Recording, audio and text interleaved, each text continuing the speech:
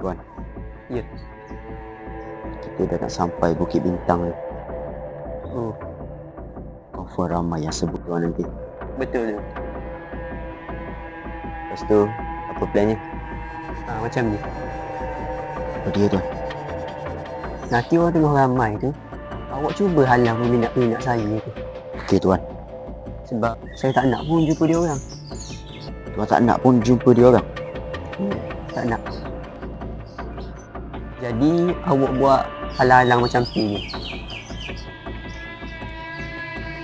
Lepas tu saya akan Tuan akan layan je dia orang tu. layan je. Boleh tuan.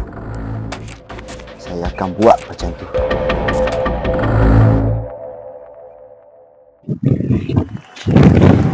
Hai, pagilah lah, sial. Give some respect.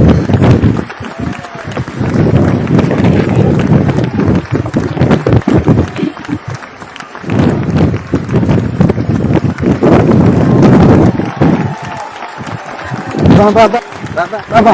Nak gambar boleh bang? Sabar. Gambar boleh bang? Sabar kau je. Boleh bang, gambar. Main. Ya. Okey, masih lah. Okey, sama.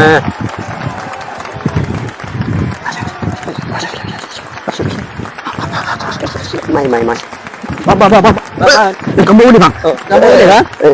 Sabar. Tak apa. Sabar kau je. Boleh bang? Boleh bang? Kali ya? InsyaAllah.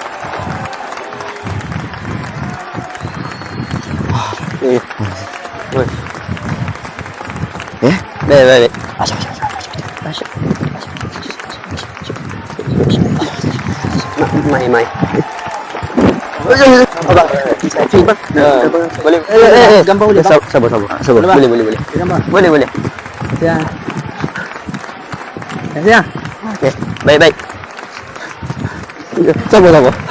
Oh.